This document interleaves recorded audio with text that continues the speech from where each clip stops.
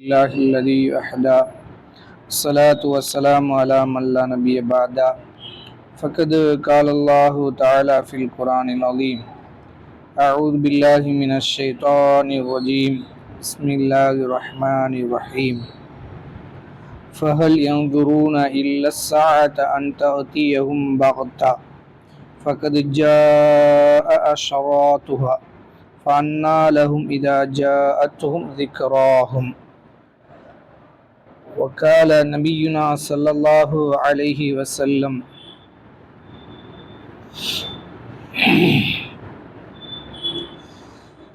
إن بين الساعة மௌத்தி.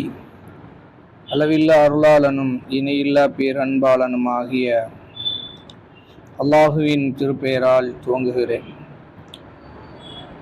சாந்தியும் சமாதானமும் அகிலங்களின் தூதர்கள் அனைவர்கள் மீதும் அத்தொடரில் இறுதியாக வந்த இறுதி தூதர் முஹம்மது ஸல்லல்லாஹு அலைஹி வஸல்லம் அன்னவர்களின் மீதும் அன்னவர்களின் குடும்பத்தினர்கள் மீதும் அன்னவர்களின் தோழர்கள் மீதும் இந்த உலகத்தில் வாழ்ந்து கொண்டிருக்கிற வாழப்போகிற முஸ்லிமான ஆண் பெண்கள் அனைவர்கள் மீதும் அத்தொடரில் இறுதியாக வந்த குறிப்பாக அல்லாஹ்வுடைய ஆலயத்தில் ஒன்று கொள்ளும் இருக்கிற நம் அனைவரின் மீதும் என்றென்றும் நிலவட்டுமாக என்று பிரார்த்தித்து இந்த உரையை துவங்குகிறேன். கண்ணியத்திற்குரிய எல்லாம் அல்லாஹ் ஜல்ல ஷானு தஆலாவின் நல்லடியார்களே, மறுமை நாள் முன்னறிவிப்புகளை பற்றி நாம் அறிந்து வருகிறோம். மறுமை நாள் வருவதற்கு முன்னால் சில நிகழ்வுகள் உலகத்தில் ஏற்படுவது அந்த மறுமை நாள் மிக நெருக்கமாக வந்து கொண்டிருக்கிறது என்பதற்கான அடையாளங்களாக அல்லாஹ்வுடைய ரசூலும் நமக்கு காட்டி கொடுத்திருக்கிறார்கள். எதற்காக என்றால் நம்முடைய மறுமையினுடைய ஈமானை மிக ஆழமாக வேரூண்டுவதற்கும் நம்முடைய இந்த உலகத்தினுடைய செயல்பாடுகள் மறுமையை நோக்கி அமைந்து கொள்வதற்கும் இந்த உலகத்தினுடைய மோகத்தை குறைத்து கொள்வதற்கும் அது பயனுள்ளதாக இருக்கும் என்ற அடிப்படையில் அந்த அடிப்படையில் அல்லாஹ்வுடைய பெரிய அருளால் சென்ற வாரம் ஒரு 4 மட்டும் நாம் பார்த்தோம். 1, நபி ஸல்லல்லாஹு அலைஹி வஸல்லம் அவர்கள் நபியாக எடுக்கப்பட்டதே மறுமை நாளுடைய அடையாளம் என்று அல்லாஹ்வுடைய தூதர் சொல்கிறார்கள். வஸ்ஸாஅத்து அனா ஹாத்தைனி, நானும் மறுமை நாளும் இப்படி வந்திருக்கிறோம், ரொம்ப இவ்வளோதான் அப்படின்றாங்க. அந்த அளவுக்கு மறுமை நாள் ரசூல் ஸல்லல்லாஹு அலைஹி வஸல்லம் வந்ததே மறுமை நாளுடைய அடையாளம். அடுத்து ரசூல் ஸல்லல்லாஹு அலைஹி வஸல்லம் அவர்கள் மௌத்தாவது மறுமை நாளுடைய அடையாளம். ரசூலா சொன்னாங்க, மாலிக் இப்னு அவுஃப் ரலியல்லாஹு அன்ஹு அவர்களை கூப்பிட்டு சொன்னாங்க, ஓட்டது சித்தன் 6 விஷயத்தை எண்ணிக்க, பைன யதை சாத்தி, மறுமை நாளுக்கு முன்னால் 6 நிகழ்வுகள் நடைபெறும். அது அந்த சொல்லிட்டு ஃபஸ்ட்டு ரசூலா சொன்னது மௌத்தி, என்னுடைய மரணம் நிகழும் தான். ரசூலா முன்னறிவிப்பை செய்கிறாங்க. ரசூலா ஷஹீதாவன்னு சொல்லலை பாருங்க, ரசூலா நான் கொல்லப்பட்டேன்னு சொல்லலை, ஏன்னா நான் மௌத்தாகும். சரிங்களா? அந்த மௌத்து எதோடைய அடையாளம் என்றால் உலகம் அழிகிறதுக்கு அடையாளம்ன்றாங்க. சொல்லி எவ்வளோ நாள் ஆச்சு? அது 1400 வருஷம் ஆயிடுச்சு. அப்போனா நம்ம எவ்வளோ பக்கத்தில் இருக்கணும்னு பார்த்துங்க. அவ்வளோ நெருக்கத்தில் ரசூல் ஸல்லல்லாஹு அலைஹி சொன்னாங்க. அடுத்து 3ஆவதாக நாம் சொன்னது பைத்துல் மக்தஸ் வெற்றி கொள்வீங்க அப்படின்னு சொன்னாங்க. அது ஹிஜ்ரி 6 ஆண்டுலேயே அது வெற்றி கொள்ளப்பட்டுருச்சு. ரசூலா மௌத்தாகி கிட்டத்தட்ட 6 ஆண்டுலேயே அது கைப்பற்றப்பட்டுருச்சு. அந்த அளவுக்கு ஹிஜ்ரி 16ஆம் ஆண்டு அதை கைப்பற்றினாங்க. அதுக்கடுத்து நம்ம 4ஆவதாக சொன்னது லுஹூருல் ஃபித்தன், குழப்பங்கள் உருவாகும்னோ. அந்த குழப்பங்களுடைய ஆரம்பம் எது, அதனுடைய தொடர்ச்சி எது என்பதை நம்ம பார்த்துக்கோம். ஆரம்பம் எது சொல்லுங்க? இந்த உம்மத்தை குழப்பங்கள் தாக்கும் என்பதனுடைய அடையாளம் ஃபஸ்ட்டு உமர் ரலியல்லாஹு அன்ஹுடைய கொல்லுவது தான். அதிலிருந்து தான் ஸ்டார்ட் ஆகும். அது உச்சபட்சத்தில் போய் நின்றது உஸ்மான் ரலியல்லாஹு அன்ஹுடைய கொலையில் போய் நின்றுச்சு. அப்படியே தொடர்ச்சி அதுக்கடுத்து அப்படியே வந்துச்சு. அதாவது ஒரு கலீஃபாவை முடிச்சுட்டு ஆரம்பித்தாங்க, இன்னொரு கலீஃபாவில் உச்சம் தொட்டாங்க. அதுக்கு பின்னால் இந்த உம்மாவில் நிப்பாட்டவே முடியலை, அடிச்சு தள்ளிக்கிட்டு போயிட்டே இருந்துச்சு. ஆனால் ரசூலுல்லாஹ் அப்படி வந்தால் நீங்கள் என்ன பண்ணணும்னு நமக்கு சொல்லியிருக்கிறாங்க. என்ன சொல்லியிருக்கிறாங்க? அப்படி குழப்பம் வந்துருச்சுன்னா முஸ்லிம்களுக்கு மத்தியில் பிரிவுகள் வந்து சண்டைகள் வந்து கடுமையான பிரச்சனைகள் வர்ற போது நம்ம என்ன செய்யணும்? உங்களுடைய வாள்களை உடைச்சிருங்கன்ட்டாங்க, நீங்கள் எதுலேயுமே போயிடாதீங்கன்ட்டாங்க.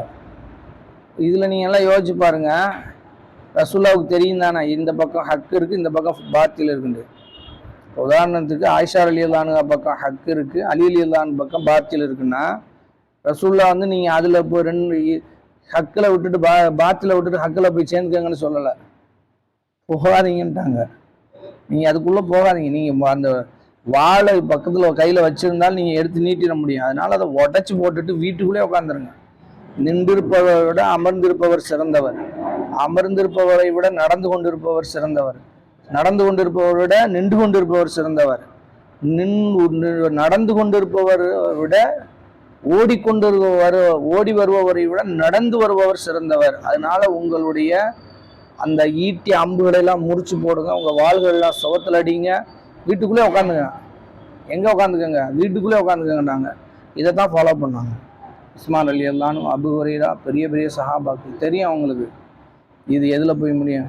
சிஃபினில் அவங்களுக்கு வந்து கோழைகள்லாம் கிடையாது, அவங்க வாள்கள்லாம் வந்து சும்மா அப்படியே துருப்பிடிச்சிருச்சு இல்லை, அவங்க உடல்ல பலம்லாம் போயில, ஈமான பாதுகாத்துக்கிட்டாங்க, அவ்வளோதான். எதுக்குள்ளே வேணான்னு. சரிங்களா? இது இந்த நாள் முடிச்சு. அடுத்து ரசூல் ஸல்லல்லாஹு அலைஹி வஸல்லம் மிக முக்கியமாக சொன்ன ஒரு இது ரசூல் சஹாபாக்கள் காலத்திலே நடந்தது.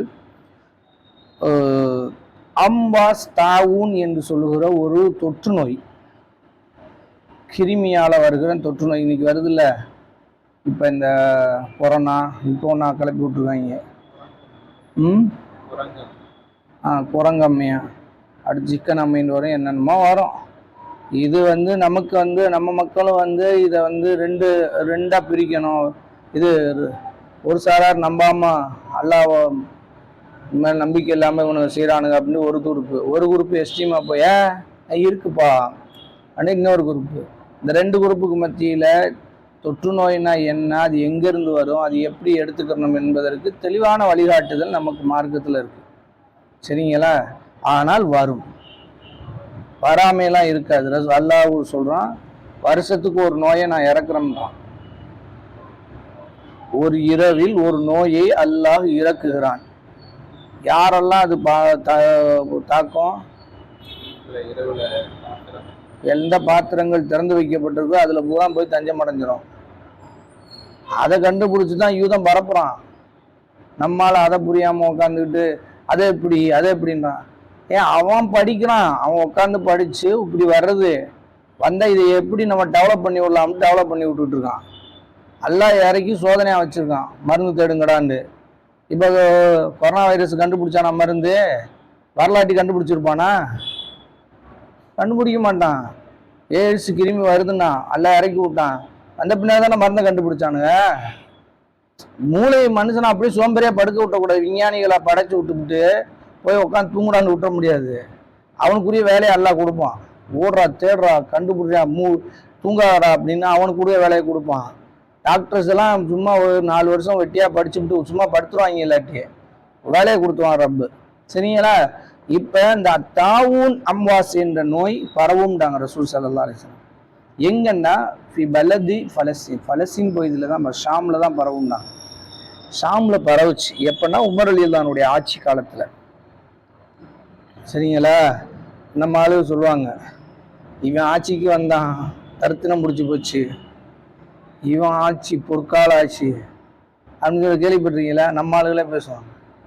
இது தேவையில்லாத பேச்சு. இது யாரை குறை சொல்கிறது?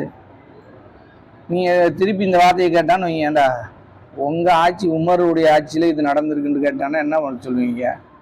உமர் ரலியல்லாஹு ஆட்சி குறை சொல்ல முடியுமா? இல்லை, அதை விட நீதமிக்க ஒரு ஆட்சி இந்த உலகத்தில் ரசூலுல்லாஹ்வுக்கு அடுத்து இவர் தான். இவரை மாதிரி ஒரு ஆட்சி இன்னி வரைக்கும் வரல. உலகமே இன்ன வரைக்கும் இயங்குது இவரை மாதிரி நீதமான ஆட்சி நடத்துங்க. அதில் அம்வாஸ் வந்திருக்கு. இந்த தாவூன் என்ற நோய் வந்திருக்கிறது. வந்தால் நிறைய சஹாபாக்கள் சிக்கினாங்க. நல்லவர்கள் நிறைய பேர் இதில் சிக்குமோத்தானாங்க. அது என்னண்டா, அது மூக்குல அப்படியே ரத்தம் திடீர்னு ஊற்றுமா, அப்படியே ரத்தம் அப்படியே வாயத்தோட ரத்தமாக வருமா. இது ஒரு கொடுமையான நோய் தான் போல. ஆனால் இந்த நோயில் அடிச்சுட்டு போனதில் பெரிய இழப்பு யாருன்னா முஸ்லீம் உம்மாவுக்கு. அதுலேயும் குறிப்பாக அபு உபைதா ரலியல்லாஹு அன்ஹு, அது யாருன்னு தெரியும் தானே உங்களுக்கு? யார் அவர்? அபு உபைதா என்பவர் முதல் ஹலீஃபாவாக வர வேண்டியவர். அபுபக்கர் அபு உபைதா தான் முன்னிறுத்தினார். உமரும் அதுக்கு ஓகே தான். இவங்க எல்லாம் சேர்ந்து உமரும் அபுபக்கரும் அபு உபைதாவை ஹலீஃபாவாக்குவோம் அப்படின்னு சொல்லிட்டு தான் அன்சாரிகள்கிட்ட பேச கூட்டிட்டு போனாங்க. 3 பேர் தான் போனது. இவர் கூட அபுபக்கர் நாம் ஹலீஃபான்னு போல. அபு உபைதா யாருன்னா இந்த உம்மாவுடைய அமீன். ரசுல்லாவுக்கு மக்கத்து குறைஷிகள் வச்சாங்க அமீன். ரசுல்லா சொன்னாங்க இந்த உம்மாவுனுடைய அமீன் யாருன்னா அபு உபைதான்னாங்க. அப்படிப்பட்ட சிறப்பு வாய்ந்த சஹாபி, 10 சொர்க்க சஹாபாக்கள் அவர் ஒருத்தர். இவரை தான் கூட்டிட்டு போனாங்க. அங்கே போய் அபுபக்கர் பேசுறத பார்த்து கூட்டு மாத்தினத யூட்டர்ன் போட்டவர் தான் உமர் ரலியல்லாஹு அன்ஹு. அபுபக்கர் வச்ச ஆர்குமெண்ட்டு, அன்சாரிகளை தன்வசப்படுத்தினது, அது போக அன்சாரிகள்கிட்ட இருக்கக்கூடிய பலவீனங்களை அவங்களுக்கு புரிய வச்சது, இது எல்லாம் பார்த்தீங்கன்னா அவர் அப்படியே வாய்ப்பு வந்தார். நீங்கள் அப்படியே பார்த்தீங்கன்னா ஒரு காட்சி மாதிரி அப்படியே பாருங்க. 3 பேர் இவர் தான் மன்னராக்கிறோம்னு கூட்டுட்டு போயிட்டு நான் பேசிட்டு இருக்கேன். ஆனால் ஏன் நான் மாறல, எதிர்த்தரப்பா பூரா வசப்ப நீங்கள் அன்சார்கள் நீங்கள் இதுக்கு மாட்டீங்க, ஏன்னா இது புயல், நீங்கள் உதவி செய்வீங்க, இறக்கப்படுவீங்க. ஆனால் புயலில் நிற்க முடியுமா? திடாத்தமாக முடிவு எடுக்கணும். அது அவங்களுக்கு தான் முடியும், குறைஷிகளுக்கு தான் முடியும். அவங்க என்ன, அவங்க ரெண்டையும் பார்த்தவங்க, மென்மையும் பார்த்தவங்க, புயலும் பார்த்தவங்க. அடி நிமித்திக்கிட்டு இருக்கும்போதும் அசராமல் நின்றவங்க, வெட்டு குத்து நடக்கும்போதும் பேசாமல் நின்றவங்க, கொலைகள் நடக்கிற போது கண்டுக்கிறாமல் நின்றவங்க, கொள்கை நிற்கட்டும் அப்படின்னு. அதனால அவங்க தான் இதுக்கு சரின்றாரு. இப்படி ஒவ்வொரு வார்டா முடியடிச்சு அன்சார்கள் எல்லோரும் ஓகேன்ட்டாங்க. எல்லாம் சரி, நாங்கள் எடுத்த முடிவு வேற முடிவு எடுத்தது, அது வேற மாதிரி, அது விட்டுருவோம். இப்போ நீங்கள் சொல்கிற முடிவுக்கு கட்டுப்படுறோம்னு அடுத்து வந்துட்டாங்க. இப்போ பக்கத்தில் இருந்து இவர் பார்த்துக்கிட்டே இருந்துட்டு திடீர்னு நீங்கள் தான் ஹலீஃபா, நான் பையத் செய்கிறேன் அப்படின்னு பையத் செஞ்சு விட்டாரு. யாருக்கு? எனக்கு கூப்பிட்டு போன இவரும் நீங்கள் தான் சரியான ஆள் இவரும் பண்ணிவிட்டாரு. அபூபிதா பண்ணிட்டாங்க, உமர் பண்ணிட்டாங்க, அன்சார்கள் எல்லாம் சேர்ந்து பையத்து பண்ணிட்டாங்க. நீங்கள் தான் மன்னர், நீங்கள் தான் ஹலீஃபான்னு. ஏன் சொல்கிறேன்னா அந்த அளவுக்கு முக்கியத்துவம் வாய்ந்த ஒரு சஹாபி இவர். அங்கே ஷாமில் இருந்தார்.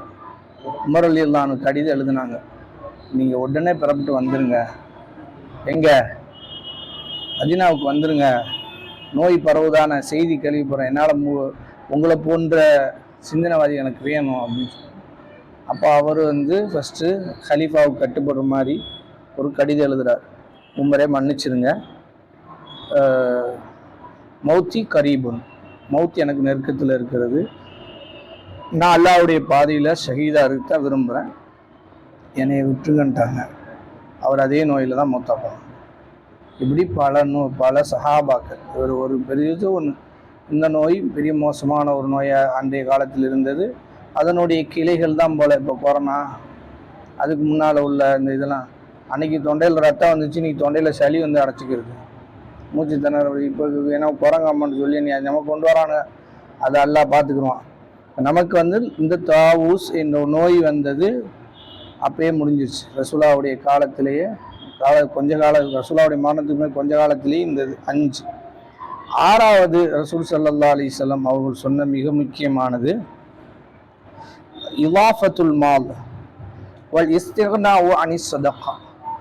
செல்வம் பெருகெடுத்து ஓடும் முஸ்லிம் உம்மாவுக்கு. எந்த அளவுக்கு என்றால் சதக்காவை வேணான்னுவாங்க. இது காலையில் கொண்டு வந்து தான் வாங்கியிருக்கலாம், இப்போ எனக்கு நானே யார்கிட்ட கொடுக்கலான்னு காத்துக்கிட்டு இருக்கின்றாங்க. இந்த ரெண்டும் நடந்துருச்சா அல்லது இனிமேல் தான் நடக்க போதா என்பது அல்லாஹ் தான் ஆகலாம். அதானே, செல்வம் இருக்கிறது, ஆனால் செல்வம் பெருகி இருக்கிறது, ஆனால் சதக்கா வேணாம்ன்ற அளவுக்கு பெருகலை. சதக்கா வாங்குவதற்கு நம்ம மகளால் ஆளே இல்லையா? நாங்கள் ஒரு வட்டம் போனோம், ஏதோ ஒரு குர்பானி கறியை எடுத்துக்கிட்டு கண்ணீர் வந்துருச்சு நமக்கு. இந்த ஏரியாவுக்குள்ள தான் நம்ம மக்கள் இப்போ இவ்வளவு ஏழ்மையில் இருக்கிறாங்க என்பதை புரிய முடிஞ்சுச்சு. சின்ன சின்ன குடிசை வீடுகளுக்குள்ள 4 10க்கு 10ல் இப்படிலாம் இருக்கிறாங்க. இப்படி இருக்கிறது. ஆனால் ரசூலுல்லாஹி சொன்னாங்க, இந்த செல்வம் பெருகும், ஆனால் அது ஹைர் அல்ல, நன்மைக்கு இல்லை, அது மோசமான பின்விளைவுகளை கொண்டு வரும்னு சொன்னாங்க. 6. 7 ரொம்ப முக்கியமானது, ரியாஉல் அமானத். அமானத்து பால்படுத்தப்படுது. அமானத்துனா என்ன? பொறுப்பை ஏற்றுக்கொள்வது. அமானிதம் என்பது என்னன்னா பொறுப்பை ஏற்றுக்கொள்வது. பொறுப்பு இல்லாத ஒரு மனிதரை பார்க்க முடியுமா? எனக்கு பொறுப்பே இல்லை அப்படின்னு யாராவது சொல்ல முடியுமா?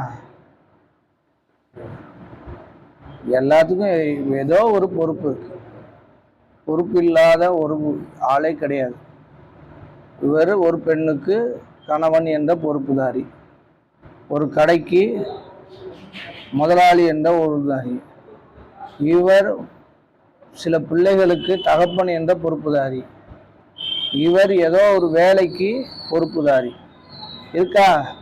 இங்கே ஆரம்பிச்சு நாட்டினுடைய மன்னர் இடத்துல வரைக்கும் வருது. நீ தாண்டி அல்லாஹ் சொல்லுகிறான், மனிதன்கிட்ட நாம் ஒரு பெரிய அமானிதத்தை கொடுத்தோம்ங்கிறான். இன்னும் அருணல் அமானத்தை, இந்த பொறுப்பை ஏற்றுக்குங்க. பொறுப்பு சுமக்கிறது இதை அலசமாவத்தி வானத்திட்ட கொடுத்தோம், வல் அருள் பூமிகிட்ட கொடுத்தோம், வல் ஜிபால் மலைகள்கிட்ட கொடுத்தோம், ஃபாபைன எல்லாம் மறுத்துருச்சு. அந்த வேலை நமக்கு வேணாம். யாரு? இந்த கணவன் மனைவி பொறுப்பு சுமக்க நமக்கு வேணாம். நான் என்னைய பாதுகாத்துக்கிறேன், ஆளை விடுங்க. பிள்ளைகள் அந்த பஞ்சாயத்து வேணாம். இன்னும் சொன்ன போனா இதுக்கு தேவையா சொல்றாங்க, இறை மார்க்கம்னு சொல்றாங்க, கேதம் குரான்னு சொல்றாங்க. நம்ம இதை கீழே இருந்து எடுத்துட்டு போனா எல்லாத்துக்கும் இந்த வசனம் பொருந்தானே.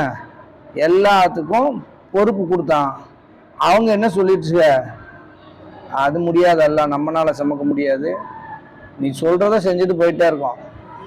அதான் முதலாளியா இருக்கிறத விட வேலையாளா இருக்குது ஈஸி தானே. ஈஸி டிசைட் பண்றதுக்கு தான் தொல்லை. அதனால நாங்க பேசாம வேலையாளாவே இருந்துட்டு போயிடும். இந்த இதுக்குள்ள வேணான்ட்டு அதை சுமப்பதற்கு மறுத்து விட்டது. ஹமலகள் இன்சான், மனிதன் ஓகேன்ட்டான், நாம பார்த்துக்குவோம்ல, ஆனா ஓகேன்ட்டான். ஹலீஃபா நான் பிரதிநிதி நிற்கிறேன் அப்படின்ட்டான். ஆனா முடிஞ்சதா? இன்னல் இன்சான் லலூமுன், மனிதன் அநியாயக்காரனாகவும் ஜஹூல் மடையனாகவும் இருக்கிறான். அப்படி ஒன்று இருக்கதே உணர மாட்டான். சில பிள்ளைகளுக்கு நாம பொறுப்புதாரி என்பதே உணர மாட்டான். எப்படி பொருந்தது பாருங்க வசனம். சில தொழில்களுக்கு நம்ம பொறுப்புதாரி என்பதே உணர மாட்டான். இந்த பெண்ணுக்கு கணவன் என்பதே உணர மாட்டான். ஆம்பாட்டுக்கு போறான், ஆம்பாட்டுக்கு வரான், ஆம்பாட்டுக்கு செய்யறான். ஆனா ஒரு பொறுப்புதாரி எப்படி இருக்கணும்னா, இது பால்படுத்தப்படும் என்றாங்க ரசூல் ஸல்லல்லாஹு அலைஹி வஸல்லம். உச்சத்துல இருக்கிறது. கடன் எந்த அமானிதம் கிடையாது, ஈஸியா தள்ளிட்டு போயிடறாங்க. நீங்க போய் புகாரில் ஒரு செய்தியை பழகுங்க, எந்த அளவுக்கு அமானிதங்களை அந்த காலத்துல பேணி வாழ்ந்திருக்காங்கன்னு ரசூல் ஸல்லல்லாஹு அலைஹி சொல்றாங்க. ஒருத்தர் கடன் வாங்கியிருக்காரு, நான் இந்த நாளில் கொடுத்துறேன்னு சொல்லி வாங்கியிருக்காரு. சாட்சி யாராச்சும் கூட்டுட்டாங்கன்றாங்க. அல்லாஹ்வை தவிர யாரும் சாட்சி கிடையாது எனக்குன்ட்டாரு. சரின்னு நம்பி கொடுத்துட்டாரு.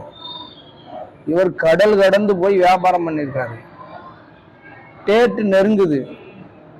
இப்ப கடல்ல இருந்து வந்தா, கடல் கடந்து இவர் பயணப்பட்ட அன்னைக்கு நிலைமையில வந்தா என்ன ஆகும்? டேட்டு ஓவர் ஆயிரும், கடந்து போயிடும். அதனால மரக்கட்டைக்குள்ள அந்த காசு, தங்க காசு தீனாரை உள்ள வச்சு, அது மேல ஒரு கடிதத்தை வச்சு, யா அல்லாஹ் ஒன்னதான் சாட்சியாக்கி நீயே கொண்டு போய் சேர்த்துரு அப்படின்னு கடலை தூக்கி போட்டாரு. அவர் பாருங்க கொடுத்தவரு, அவர் அல்லாஹ் மீது சாட்சியாக்கி கொடுத்துருக்காரு, கண்டிப்பா ஏதாவது வரும். ஆனா அன்னைக்கு கடல்ல வராரு, மரக்கட்டை ஒதுங்கி கிடக்கு. அவர் வெள்ளாட்டி ஏதோ ஒரு செய்தி இதுக்குள்ள இருக்குன்னு மரக்கட்டை எடுத்து போகார், காசு அந்த லெட்டரும் இருக்கு. அதுக்கு பின்னாடி பல நாள் கழிச்சு அவர் வந்து சேர்றாரு.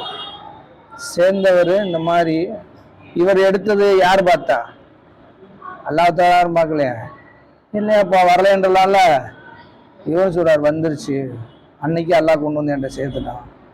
எவ்வளவு நம்பிக்கை, அல்லாஹ்வின் மீது நம்பிக்கை, அல்லாஹ் படைத்திருக்கக்கூடிய காற்று மீது நம்பிக்கை, நீர் மீது நம்பிக்கை, அல்லாஹ் இதையெல்லாம் நமக்கு சாதகமாக்கி கொடுப்பான் என்ற நம்பிக்கை எல்லாம் நம்ம. ஆனா நான் அல்லாஹ்வுக்கு பயந்து என் அமானிதத்தை, என் பொறுப்பு நான் கொடுத்தேன்ல, அதை நிறைவேற்றுறேன்னு சொன்னாங்க.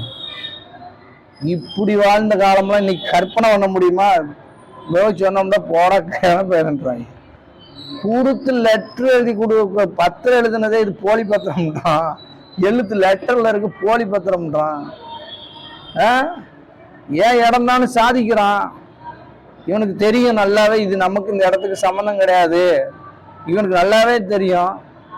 ஆனாலும் சாதிக்கிறான் மனுஷன், பயமே கிடையாது. பால்படுத்தப்பட்டுச்சு, சுத்தமா பால்படுத்தப்பட்டுச்சு. இந்த அமானித மோசடிகளுடைய உச்சத்தை இனிமேல் உலகம் பார்க்காது. எல்லாம் ஏமாத்துறது தான் இன்னைக்கு திறமசாலிக்கு அடையாளமே. ஏமாளிக்கு அடையாளம் ஏமாற்றப்படுவது. ஆனா இவங்களுக்கு தெரியல ஏமாத்துறது எவ்வளவு பெரிய மோசமான செயல். ஹுதைஃபத் இப்னு யமான் ரலியல்லாஹு அன்ஹு வந்து யார்ட்டையுமே பயத்து பண்ண மாட்டேன்ட்டாரு. அவர் சொல்லிட்டாரு யார்ட்டையுமே அமானிதம் இல்லைன்ட்டாரு. யார் சொல்றா யார்ட்டையுமே அமானிதம் இல்லைன்னு? ஹுதைஃபா சஹாபி சொல்றாரு. அப்பயே இது வந்துருச்சு. காரணம் என்னண்டா, பொறுப்புகளை வாங்கி வைத்து கொண்டு அதை பற்றி எந்த கேர் இல்லாம போனா போகுது என்று அடிச்சு தட்டிட்டு போறவர்கள் வந்திருக்கிறார்கள். அப்பயே அதனுடைய உச்சத்தை தாண்டி போன்றிருக்கு. இப்ப எல்லாம் எதுக்கு இப்போ நம்ம ஆளுக்க பொறுப்புக்கு வராங்கன்னே தெரியல. நம்ம முஸ்லிம்களுக்குள்ளே முத்தவல்லியா வர்றது கௌரவத்துக்கு, முத்தவல்லியா வர்றது கௌரவம் என்ற நிலைமைக்கு ஆகிப்போச்சு. அது எந்த அளவுக்குன்னா கொஞ்சம் செல்வந்தரா இருக்கணும். ஏன்னா அவர் தானே ஏதாவது ஒரு லைட் வந்தா கூட டக்குன்னு பார்க்காம அப்படியே எடுத்து கை நீட்டுருவாரு. அப்படின்ற மாதிரி அவர் அந்த பொறுப்பு வந்துச்சுன்னா அவர்கிட்ட என்ன நீங்க பெருசா எதிர்பார்த்துட முடியும்? அந்த பொறுப்புனா என்ன, அதை எப்படி நிறைவேற்றணும், அதுக்கு நம்ம தகுதியா என்று தகுதி இல்லாதவற்றெல்லாம் பொறுப்புகள் கொடுக்கப்பட்டு நாசமாயிடும். இது நம்ம பள்ளிக்கு மட்டும் இல்லை, இயக்கங்களுக்கே தான். ஒரு கிளையில தலைவராகுன்னா யார் இருக்கா? இருக்கிறதுலையே இறையச்சமுடையவாதியால் இப்போ பார்த்து போடுவாங்க.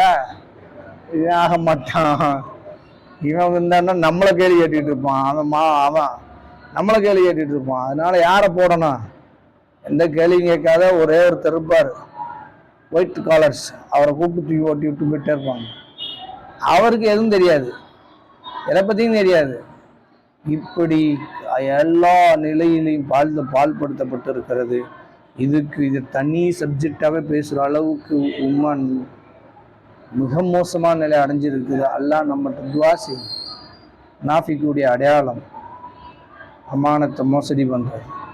யா அல்லாஹ் முடிஞ்ச வரைக்கும் எங்களை அமானத்தை பேணி நடக்கிறதுக்கு அருள் புரி, எங்களை கைவிட்டுறாங்க. முடிஞ்ச வரைக்கும் என்று நம்ம நின்றுக்கிறணும். அதுவும் இன்னும் சொல்ல போனா இதுல ஒரு செய்தி இருக்கிறது ரொம்ப முக்கியமா. அந்த ஆட்சியாளர்கள் இப்படி மாறுவாங்க, அமானித மோசடி பண்ணுவாங்க. சொல்றாரு உள்துறை அமைச்சர் சொல்றாரு, ஜும்லாவுக்கு சொன்னோம்டாரு 15 லட்சம் ரூபாய் என்ன ஆச்சு அப்படின்னு கேட்டதுக்கு எல்லாம் தேர்தலுக்கு சொன்ன ஜும்லான்ட்டாரு. அது சும்மா தேர்தலில் சொன்ன பொய்ன்னு பச்சை சொல்றோம். எப்படி வந்துருச்சு பாருங்க உலகம். ஒரு வீட்டுக்குள்ள நான் பொய் சொன்னமான்னு சொல்றதுக்கே நமக்கு கூசுது, வெக்கமா இருக்கு, அசிங்கமா இருக்கு. ஒரு நாட்டினுடைய உள்துறை அமைச்சர் ஜும்லாவுக்கு சொன்னதை போய் நம்பிட்டு நீ கேட்டுட்டு உட்காந்துருக்கீங்க. பார்த்தா சிரிப்பா இருக்குடா, அந்த மாதிரி இருக்கு. யார் சொல்றா?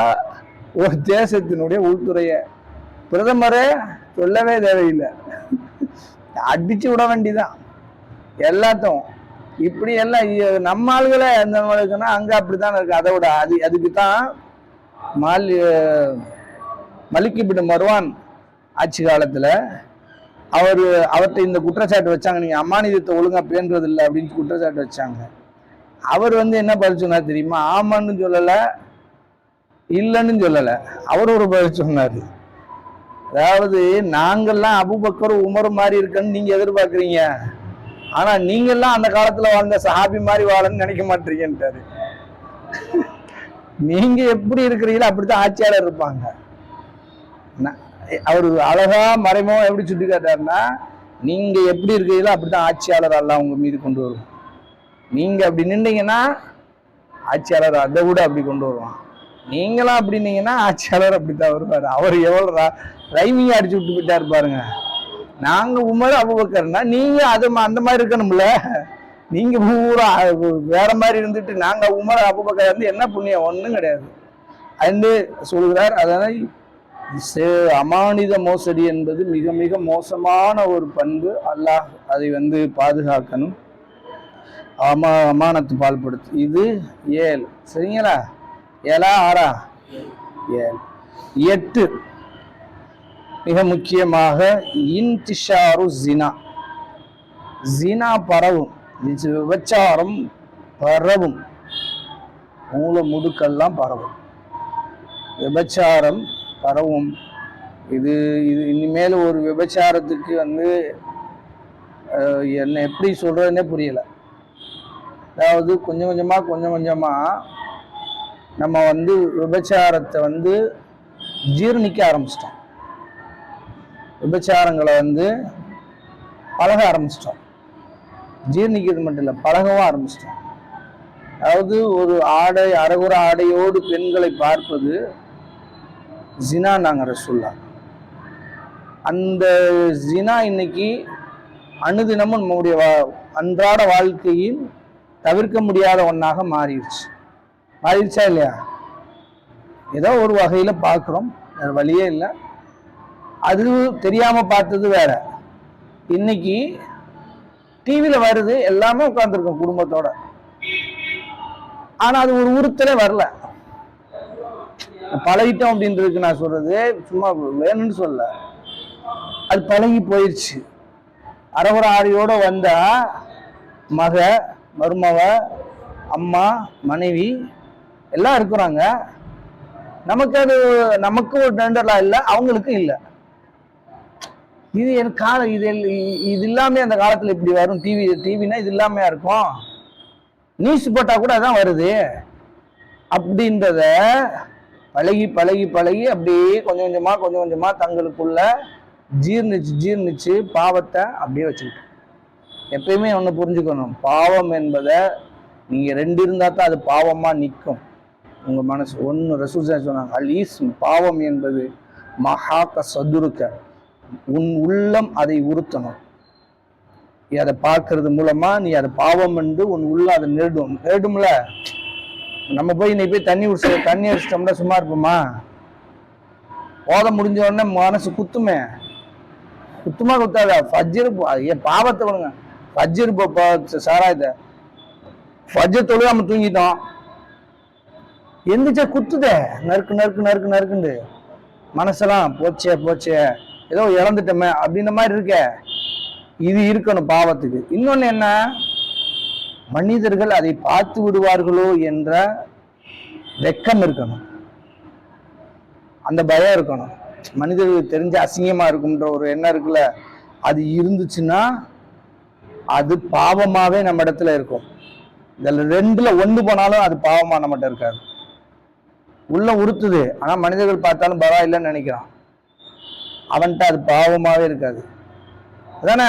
சாராயம் ஃபர்ஸ்ட் நாள் குடிக்கிறான், மனிதர்கள் பார்க்க கூடாதுன்னு மறைஞ்சிருக்கான். கொஞ்ச நாள் கழிச்சு என்ன ஆகுது, பார்த்தா பார்த்துட்டு போட்டோம் அப்படின்ற மாதிரி ஆயிரம்ல. அப்ப அவன்கிட்ட பாவம் இல்லைன்னு ஆயிடுச்சு. நீ வேணா என் கூட சேர்ந்துக்க, இது வெறுத்தைனா நீ ஒண்ணு செஞ்சிரு, விரும்பி என் கூட சேர்ந்துக்க. இல்லையா, என்னை விட்டு நீ போனா எனக்கு ஒன்றும் பிரச்சனையே கிடையாது. என்னை நீ பார்த்த வேற மாதிரி பேச குடியார பையன் சொல்றதுனால எனக்கு எந்த இழப்பும் கிடையாது. ஐ டோன்ட் கேர்ன்ட்டான். இந்த 2 ரசூல் ஸல்லல்லாஹு சொன்னாங்க. இந்த 2 ஜினாவில் இந்த 2ல 1 போச்சுன்னா போச்சு, கொஞ்சம் கொஞ்சமா நம்ம ஜீரணிச்சுட்டு வரோம். அது ஒரு டைரக்டரே கேட்குறான், இந்த இந்த மக்களுடைய மன உளவியலை நம்ம என்ன சொல்றதுன்னு கேட்குறான். ஒரு ஆணும் ஆடினால் அது வந்து நீங்க சொல்ற மாதிரி ஒரு மாதிரி எடுத்துக்கலாம். ஒரு எல்லா பெண்களும் எல்லா ஆண்களும் ஆடினால் கூட கொண்டாட்டம் எடுத்துக்கலாம். ஒரு பெண் ஆட சுற்றி 100 ஆண்களை உட்கார வச்சு ரசிக்கிறதுக்கு பேர் என்ன மன உளவியல்னு கேட்கிறான். அவன் கேட்கிறான், அவன் அதுக்குள்ளதான் இருக்கான். ஆனா எங்க அவனே உணர்றான், இது வந்து நம்ம சமுதாயத்தை கொண்டு வந்துட்டோம், இது எங்க ஏன் அவன் புள்ள நாளைக்கு அங்க வந்து நிற்கும். ஏன்னா இன்னும் அவன் பேர் தடை போட முடியாதுல்ல. அதாவது இப்ப மேற்கு தேவர்கள்லாம் இயல்பாக வந்துட்டாங்கல்ல, ஜெட்டி பாடியோட பொண்டாட்டி அம்மா புள்ள எல்லாரும் இருக்கத இதெல்லாம் தவிர்க்க முடியாது அப்படின்னு வந்துட்டான்ல.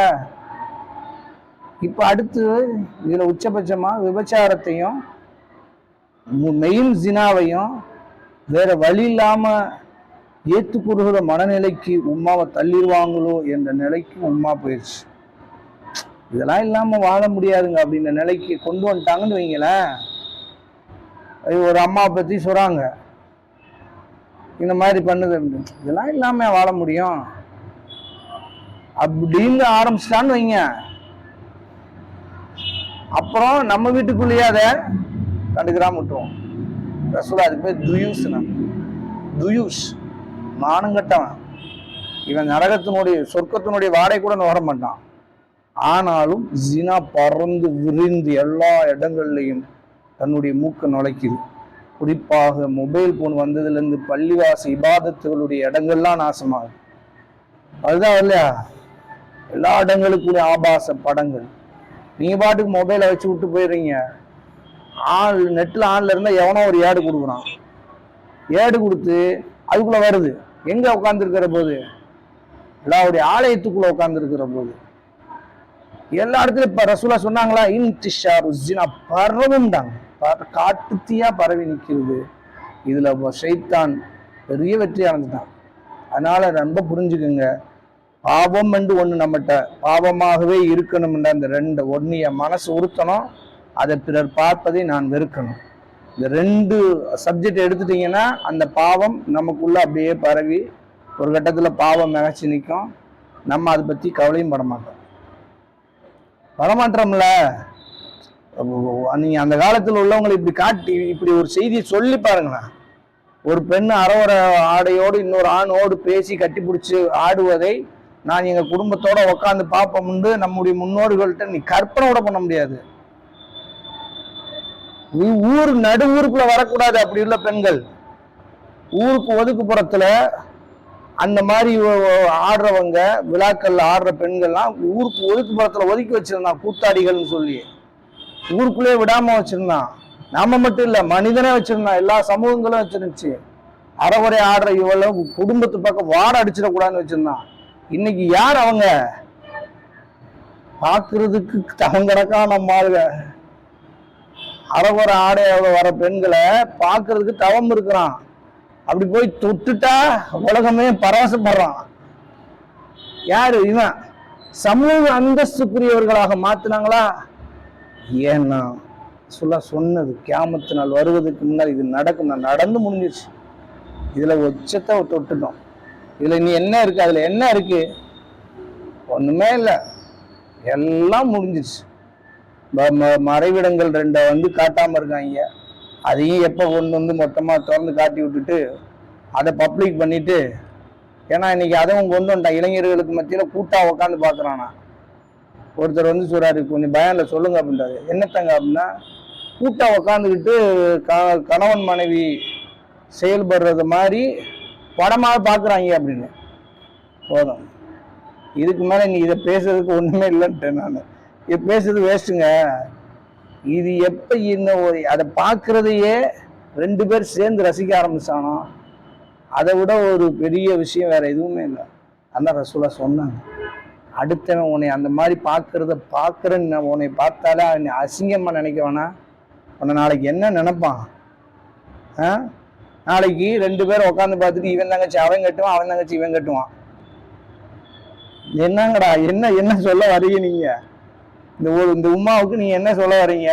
சகிச்சுக்கிட்டு போ, அதானே, இப்படிதான் வாழ முடியும் இந்த காலத்துல அப்படின்னு சொல்லாம சொல்ல வரானுங்க. அல்லாஹ் பாதுகாக்கணும். அல்லாஹ்விடத்துல கேளுங்கள், இறைவா எங்களிடத்துல அந்த நோயை விட்டு அப்புறப்படுத்து, எங்களுக்கு பாவங்களை பாவமாவே காட்டு, நன்மைகளை நன்மையாவே காட்டு, நன்மைகளை செய்ய ஆற்றல் கூடு, பாவங்களை தவிர்ந்து கொள்வதற்கு அருள் புரி என்று அல்லாஹ்ட்ட கேளுங்க. 8 குபிலல் இல்மு வலஹல் ஜஹல், இல்மு கைப்பற்றப்படும், மடமை வெளிப்படும். இல்மு கைப்பற்றப்படுதுன்னா என்ன? ஆலிம்கள் கைப்பற்றப்பட்டுருவாங்க, அறிவற்றவர்கள் தலைவர்களா வந்து உட்காருவாங்க. கல்வியாளர்கள் இல்லைன்னா மடமைவாதிகள் கல்வியில இதுல உட்கார்ந்தாங்கன்னா என்ன நடக்கும்? 10ஆம் நூற்றாண்டுல இருந்து இன்ன வரைக்கும் சொல்றாங்க, இந்த கல்வி வந்து கொஞ்சம் கொஞ்சமா குறைஞ்சி இன்னைக்கு உச்சத்தாக அடைஞ்சிச்சு. இன்னைக்கு உலகத்துல ஒரு ஃபத்வா ஒருத்தர் கொடுத்தால் உலகம் முழுவதும் சென்றடையக்கூடிய ஒரு ஆலிம் இல்லை உலகத்துல. ஒரே ஒரு ஃபத்வா கொடுத்து அது எல்லா முஸ்லிம்களும் அங்கீகரித்தார்கள் அப்படின்னு சொல்ற அளவுக்கு ஒரு ஆலிம் இல்லை. எந்த ஆலிமுடைய 100% ஃபத்வாவை கொண்டு நீட்டினாலும் அதை மறுக்கிறதுக்கு 2 முஸ்லிம்களை உருவாக்கி வச்சுட்டான், சைத்தான் உருவாக்கி வச்சுட்டான். இல்லை எங்க ஜெத்து இப்படி சொல்றாருன்றான், அப்படியே சொல்றாங்க, எங்க ஜெத்து இப்படி சொல்லிட்டாரு அப்படின்னு. உலமாக்களுக்குள்ள மத்திய சண்டை நாரிட்டு கிடக்கு, சம்பந்தமே இல்லாம. உனக்கிட்ட கொள்கை இல்லைன்னு தெரியுதுல, கொள்கை விளக்க மாநாடுன்னு ஒண்ணு யாருக்கு ஏகத்துவவாதிகளை எதிர்க்கிற பேர்ல நீ போட்டு விட்ட. இப்ப நான் இந்த மாசம் நடந்துட்டு இருக்க சொல்றேன், திருச்சியில அங்க ஒரு அம்மா கேட்டுச்சு, தர்காவுக்கு போகலாமா வேணாமா? போகக்கூடாது, அங்க போய் அல்லாட்ட கேட்கறது போல அவுளியாட்ட கேட்க கூடாதுன்ட்டாரு. அவருக்கு கொஞ்சம் கொஞ்சமா உள்ள வராரு போல. உடனே அந்த குரூப் தர்கா குரூப் ஜாண்டிக்கு வந்துட்டாங்க. ஜமாத்து உலமா தலைவர் எப்படிப்பட்ட ஆள் தெரியுமா? தர்காவுக்கு போகலாம், அங்க துவா செய்யலாம்ன்றாள். அவரை போட்டு கிழிக்கிறாங்க. ஒரே பள்ளிவாசலா பூரா இப்ப என்னன்னா, அல்லாட்ட கேட்கறத விட அவுளியாட்ட கேட்கறது சிறந்தது என்று வருகிறார்கள் இவங்க சண்டை போட்டுட்டு இருக்காங்க. ஏன்னா ஒரு கபர் ஜியாரத்து இருக்கா, குபூர் ஜியாரத்து இருக்கா? ஹதீஸ்ல குபூர்னு தெளிவா இருக்கு. குபூர்னா கபர்ஸ்தான், கபர்னா ஒண்ணுதான். ஒரு தனிப்பட்ட மனிதருடைய கபருக்கு போறத ரசூலா அனுமதிச்சாங்களா? மொத்த கபர்ஸ்தானுக்கு போறத ஆரம்பிச்சாங்களா? ரசூலா ஜன்னத்து ஃபக்கீக்கு போனாங்களா? யாராவது ஒருத்தருடைய அடக்கஸ்தலத்துக்கு போனாங்களா? ஜன்னத்து ஃபக்கீல போய் நின்று அழுதுகிட்டு இருந்தாங்க, அங்க அடக்கமா இருக்கிற ஜனாசாக்களுக்கு. இங்க ஒருத்தர் நீ அங்க போனா மரண ஞாபகம், அங்க போனா மரண ஞாபகமும் மர்ம ஞாபகமும் கபர் வேதனையை பார்த்து அழுதாங்க. இங்க போனா என்ன அழுகையா வருது? கூத்து கும்மாலாம் எல்லா உலகத்துல கூடிய அனைத்து அனாச்சாரங்களையும் கபருன்ற பேர்ல கட்டி வச்சுக்கிட்டு அங்க போய் துவாவும் செய்யறாராம். கேட்டா அவர்கிட்ட உடனே தேடுவது கூடாது அப்படின்னாரு ஒருத்தர். சண்டைக்கு வந்த இன்ன வரைக்கும் பேசிட்டு இருக்காங்க. என்ன இப்படித்தான் வரும், ஜாகில்கள் வருவார்கள் தலைவர்களா, வந்து உட்கார்ந்து நம்முடைய ஈமானை நம்முடைய எல்லாத்தையும் கெடுத்து முடிச்சிருவார்கள். அல்லாஹ் பாதுகாக்கணும். இன்னைக்கு அந்த ஒரு இடத்துல நம்ம உட்காந்து பெரிய அளவு ஆய்வாளர்லாம் ஒன்றும் கிடையாது. அந்த அளவுக்கு இல்மும் இல்லை, அந்த அளவுக்கு ஆய்வும் இல்லை. அடுத்து 9வது ரொம்ப முக்கியமான சப்ஜெக்ட் கூறுவா, நான் முடிச்சுருவோம்.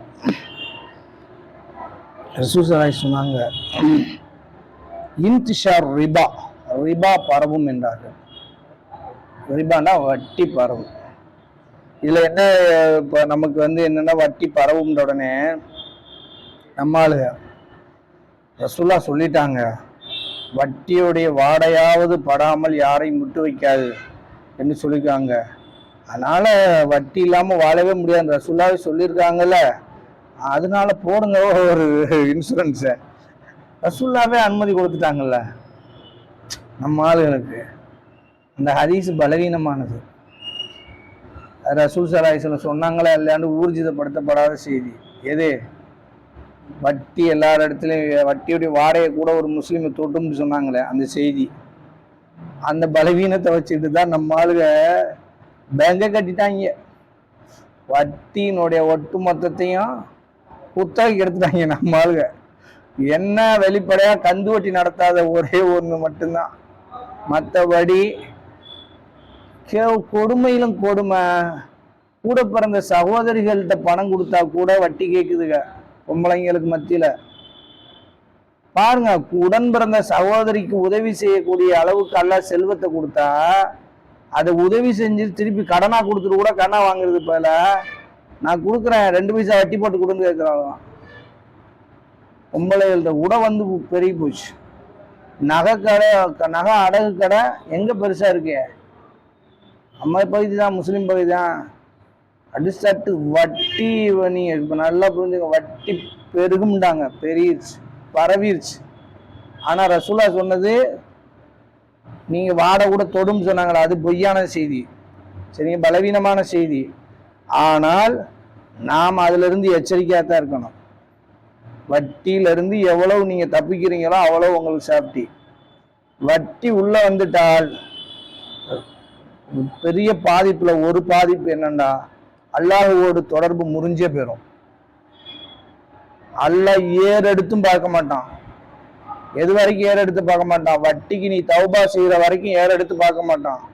ரசூலா சொல்றாங்க, மத்தாமு ஹராம், மஷ்ரபு ஹராம், மல்பசு ஹராம், உணவு ஹராம், தண்ணி குடிக்கிற தண்ணி ஹராம், கொடுத்துற ஆடை ஹராம். 3 வட்டிக்குள்ள வந்துருமா? வட்டி பணத்துல தான் சாப்பிட்றா, வட்டி பணத்துல தான் தண்ணி குடிக்கிறா, வட்டி பணத்துல தான் ஆடை கொடுத்துற.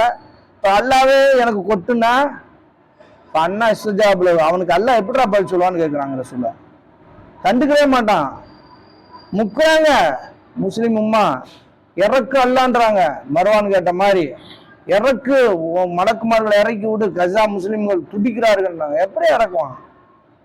புறாமே ஹராம்ல போயிட்டு இருக்கு. எல்லாம் வட்டி பேங்க் நடத்திட்டு இருக்கான்.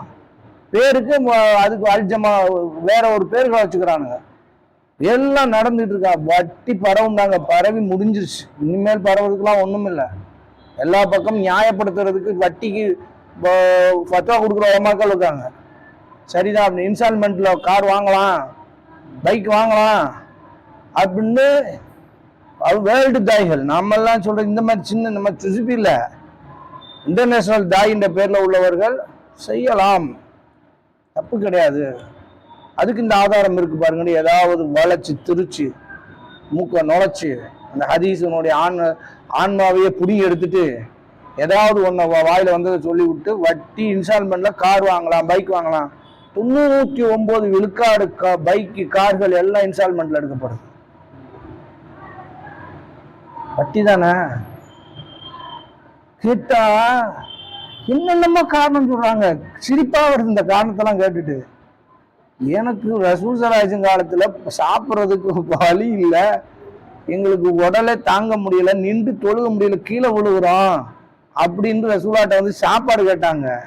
அப்ப கூட போய் நாங்க பிச்சை எடுக்கிறோன்னு போல, அப்ப கூட நாங்க போய் கொள்ளையடிக்க போறோம்னு சொல்லல, அப்ப கூட நாங்க திருட போறோம்னு சொல்லல, ஏதாவது இருந்தா செய்யுங்க அப்படின்றாங்க. இவங்க என்ன சொல்றாங்கன்னா, கார் இல்லாம இருக்க முடியலங்க, பைக் இல்லாம எப்படி போய் வர்றது கஷ்டமா இருக்கு, எங்க கடைக்கு போயிட்டு வர்றது சைக்கிள்ல போயிட்டு வர்றது கஷ்டமா இருக்கான். என்னப்பா கஷ்டம், இதுல என்னப்பா உனக்கு கஷ்டம் வந்துச்சு? எல்லாத்துக்கும் கல்யாணம் முடிச்சிருங்க, பிள்ளைக்கு எளிமையா முடிக்கத்தான் சொல்லுச்சே. அவங்கள அசிங்கமா நினைப்பாங்கல்ல, அவன் அசிங்கமா நினைப்பான். அல்ல ஏமாளிப்பைய அதானே நமக்கு. எல்லாம் ஏமாத்திக்கலாம். அவன் என்ன, அவன் அவ்வளவு பெரிய ஆளா? நம்மள கோச்சா கோச்சிட்டு போறான், நம்ம மேல நம்மளை அசிங்கமா நினைச்சா நினைச்சிட்டு போறான். இந்த பக்கத்து விட்டம்மா என்ன தரக்குறவா நினைச்சிடக்கூடாதுல்ல. என்னம்மா இந்த அம்மா வரிய கொடுத்து உதவ போற முன்னாடி தாங்க போற மாதிரியும், உனையும் என்னைய மாதிரியே அதுவும் மலத்தையும் ஜலத்தையும் சுமந்துட்டு இருக்கு, எனக்கு மாதிரி அதுக்கு நோய் இருக்கு, எனக்கு மாதிரி எதையும் செய்ய முடியாத பலவீனத்தமா உட்கார்ந்து இருக்கு. இந்த அம்மாவுக்காக யாரை பாய்க்கிறது? வந்துருச்சா? புரிந்து கொள்ளுங்கள், வட்டி என்பது அல்லாஹ்விடத்தில் துவா செய்வோம், இறைவா வட்டியின் வாடையை கூட எங்களுடைய வாழ்க்கையில் நுகர விட்டுறாது, நாங்கள் அதிலிருந்து பாதுகாப்பு. 10வதாக ஒரே ஒரு செய்தி. அல்லாஹ்வுடைய தூதர் ஸல்லல்லாஹு அலைஹி வஸல்லம் அவர்கள் சொன்னார்கள், இதெல்லாம் நடந்து முடிஞ்சது, பறந்து நடந்துக்கிட்டு இருக்கா, எல்லாம் முடிய போது உலகம்ன்றது கன்ஃபார்ம் ஆகுதா? 10வது ரசூல் ஸல்லல்லாஹு அலைஹி வஸல்லம் ஒன்று சொல்றாங்க பாருங்க, மிக முக்கியமாக லுஹூருன் நாருல் ஹிஜாஸ், ஹிஜாஸ் மாகாணத்திலேருந்து ஒரு நெருப்பு கிளம்பும்டாங்க. ஹிஜாஸ் மாகாணம்டா எது? மக்கா மதினாவை உள்ளடக்கிய பகுதிக்கு பேரு சவுதி இல்லை, அதுக்கு பேர் என்னது? ஹிஜாஸ். ரசூல் ஸல்லல்லாஹு அலைஹி வஸல்லம் காலத்திலேருந்து இன்ன வரைக்கும் அதுக்கு பேர் என்னது? நம்ம அதெல்லாம் ஒன்றும் அது அந்த பக்கமே போகிறதில்ல. மக்கா மதினா சவுதி அப்படின்ட்டு போயிட்டு இருக்கோம். சவுதி என்பது வேறு, மக்கா மதினாவுடைய மாகாணத்துக்கு பேர் என்னது? ஹிஜாஸ். இங்கிருந்து ஒரு நெருப்பு பரவும், வெளிப்பட்டு பரவி போகும். எதை நோக்கி போகும் என்றால் மஹ்ஷர் பூமியான பலஸ்தீனை நோக்கி போகும், ஷாமை நோக்கி போகும். அந்த போகிற அந்த நெருப்பினுடைய அந்த அசர்கள், அடையாளங்கள் புஸ்ரா என்ற ஒட்டகங்களுடைய கழுத்துகள் மேல மின்னும் அப்படின்றாங்க ரசூல் ஸல்லல்லாஹு அலைஹி வஸல்லம். இந்த ஹிஜாஸ் பகுதியிலேருந்து ஒரு நெருப்பு போகும். அதனுடைய பகுதி எப்படி இருக்கும்னா, அதனுடைய அந்த தீச்சுவாலையினுடைய வெளிச்சம் ஒட்டகங்களுடைய கழுத்துல இருக்குன்றாங்க. அந்த அளவுக்கு ஒரு நெருப்பு கிளம்பி போகும்ன்றாங்க. இது முன்னாலே நடந்துருச்சுன்னு சில இமாம்கள் சொல்றாங்க. சரிங்களா?